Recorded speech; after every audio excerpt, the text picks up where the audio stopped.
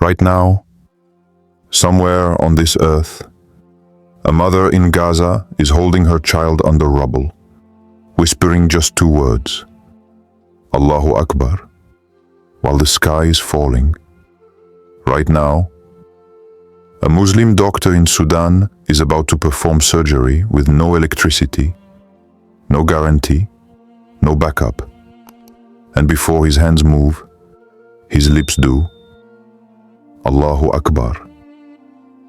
Right now, a prisoner in a cold cell in France, forgotten by society, surrounded by concrete and silence, raises his head, looks at nothing, and says, Allahu Akbar. And something inside him breaks free. And you? You might be saying Allahu Akbar every single day. Before prayer, during prayer, after prayer. But let me ask you something uncomfortable. Do you really know what you're saying? Because Allahu Akbar is not just a phrase. It is not tradition. It is not culture. It is not habit. It is a declaration that has shaken empires. It is a sentence that has carried people through torture, war, depression, temptation, and death. It is a spiritual force that is still changing lives right now, in this very moment, all across the planet. And the tragedy is this. Many Muslims say Allahu Akbar without letting it enter their life. In this video, I'm going to show you 5 powerful effects of Allahu Akbar on a Muslim's daily life. Effects that come straight from the Quran, from the lives of the prophets, and from real people living through real pain and real trials today. At the end of this video, I promise you this. You will never say Allahu Akbar the same way again. And before we continue, pause for 1 second. Before starting this video, don't forget to like this video, because it gives us a lot of strength to continue sharing beneficial content. And I invite you to subscribe to our channel and activate the notification bell to stay informed of our next publications on the Islamic faith. Share it with your loved ones and leave a comment to tell me what you think. Thank you and good video. Effect number 1, Allahu Akbar destroys fear. Fear is not the absence of faith. Even the strongest believers feel fear. Right now, in Palestine, Muslims are not fearless. Parents fear for their children. Journalists fear the next airstrike. Doctors fear losing patients they cannot save. Yet in the middle of explosions, you hear it, Allahu Akbar. Not screamed to deny reality, not shouted to pretend danger doesn't exist, but spoken because something greater has been placed above the fear. This is the first powerful effect of Allahu Akbar. When Allah is greater, fear becomes smaller, not gone, not erased, but reordered. The Quran shows us this clearly in the story of Prophet Musa. Peace be upon him. The sea was in front of them. Pharaoh's army was behind them. There was no visible escape. The companions of Musa cried out in panic, "We are surely overtaken." That is real fear. That is human fear. But Musa responded with words that carried Allahu Akbar in their meaning. No, indeed, with me is my Lord. He will guide me. Musa did not say the army wasn't real. He did not say the danger was fake. He declared something greater than the danger. That is what Allahu Akbar really means. It is not saying, I am not afraid. It is saying, Allah is greater than what I fear. This is why oppressed people still stand. This is why believers still move forward with trembling hearts but steady steps. Because fear only controls you when it sits above Allah in your heart. But when Allahu Akbar is real, fear is forced to kneel. Fear leaves when hierarchy returns. What fear are you facing today? Comment 1 word and write Allahu Akbar after it. Let your fear know who is greater. Effect number 2. Allahu Akbar rebuilds identity. We are living in a time where the world is desperate to define you. Define your worth by your money. Define your value by your appearance. Define your success by how well you blend in. And for many Muslims today, especially in Europe and the West, the pressure is heavy. Young Muslims walk into schools where their faith is questioned. A hijabi sister pauses before entering class, surrounded by stares, comments, silence. She takes one breath, and inside her heart she says, Allahu Akbar.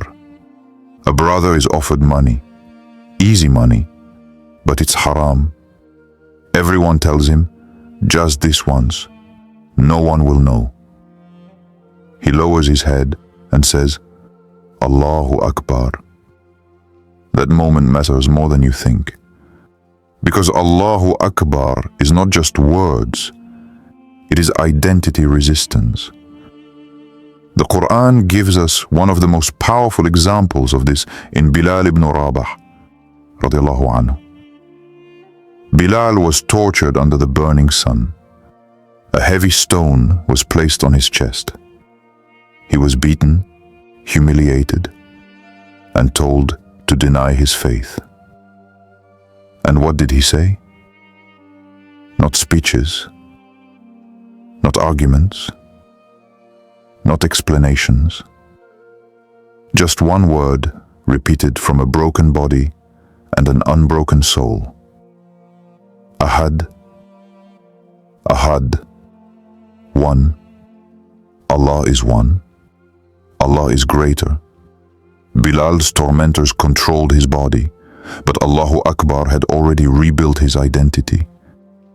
That is what happens when this phrase becomes real in your life. You are no longer owned by trends. You are no longer ruled by opinions. You are no longer shaken by labels. Saying Allahu Akbar is saying, I don't belong to society's approval. I don't belong to pressure. I don't belong to fear. I belong to Allah. If Allah is greater, no label can control you. Right? My identity is with Allah. And if you have ever felt pressure to hide your faith, to shrink yourself, to stay silent, right? I'm still here.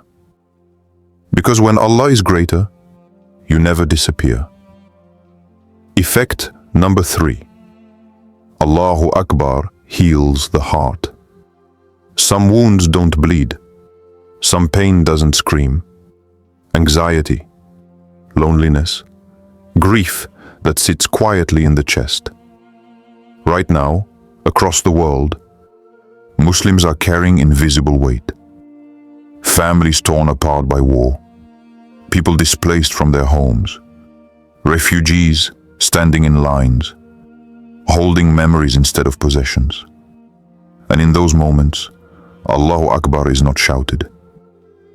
It is whispered, sometimes through tears, not as joy, but as surrender. Because when the heart is overwhelmed, Allahu Akbar becomes a place to rest. This is what many people misunderstand. Allahu Akbar is not happiness. It is emotional safety. The Quran gives us a moment of deep darkness in the story of Prophet Yunus, peace be upon him.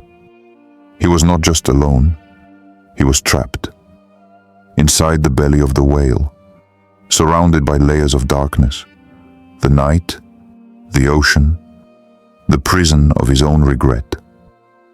There was no one to see him, no one to hear him, no one to help him. And yet, something remained greater than everything else. Yunus called out, "There is no God but you. Glory be to you. Indeed, I was among the wrongdoers." No escape plan, no timeline, just recognition. When nothing else existed, Allah was still there, and Allah was still greater. This is what Allahu Akbar does to a wounded heart. It does not deny pain, it does not rush healing, it simply places Allah above the pain. And when Allah expands in the heart, anxiety shrinks. Not overnight, not magically, but surely, slowly, gently. Your pain is real, but Allah is greater than it. If your heart feels heavy today, comment a broken heart emoji. Then reply to your own comment with Allahu Akbar. Let your heart remember where safety truly lives. Effect number 4. Allahu Akbar disciplines daily actions. Faith is not only proven in hardship, it is revealed in choices. The small ones, the private ones, the ones no one applauds. Right now, somewhere in the world, a Muslim businessman is being offered an easy deal. More profit, less paperwork, one signature away from corruption. He pauses. He knows no one would ever find out, and quietly, inside his chest, he says, Allahu Akbar. A student lowers their gaze in a moment of temptation. An athlete stands at the starting line, heart racing, pressure heavy, and before competing, whispers, Allahu Akbar. These moments don't go viral, but they shape souls. This is the 4th powerful effect of Allahu Akbar. When Allah is greater, your choices change. Because Allahu Akbar is not only remembrance, but too, it is moral alignment. Every temptation seeks a silent question. Is this pleasure greater than Allah? Is this desire greater than Allah? Is this moment worth more than my Lord? The Quran gives us a timeless example in Prophet Yusuf, peace be upon him. He was young. He was alone. He was tempted with everything the world says you should take. The doors were locked. No witnesses. No consequences. Except one. And Yusuf said words that carried the meaning of Allahu Akbar. Indeed, my Lord is greater. He didn't argue. He didn't negotiate. He didn't delay. He chose Allah, and Allah raised him. That is the discipline Allahu Akbar creates. It trains the heart to pause. It trains the soul to remember. It trains the body to obey. Not because sin disappears, but because Allah stands taller than it. Every choice is a competition. Allah must win. Common. One habit you want to defeat, and right after it, Allahu Akbar is greater than this. Let your next choice be guided by who is truly greater. Effect number 5. Allahu Akbar prepares you for death. Death is the one certainty every soul shares, no matter age, no matter status, no matter strength. Across the world, every day, Muslims stand shoulder to shoulder in janazah prayer. Sometimes for elders whose faces are lined with years of worship. Sometimes for children whose lives barely began. Sometimes for martyrs whose final moments were sealed with faith. And again, the words are the same. Allahu Akbar. Many people fear death because they are too attached to this world. Its noise, its promises, its illusions. But those who say Allahu Akbar sincerely throughout life fear death less. Because Allahu Akbar slowly loosens the grip of the dunya on the heart. It reminds the soul again and again.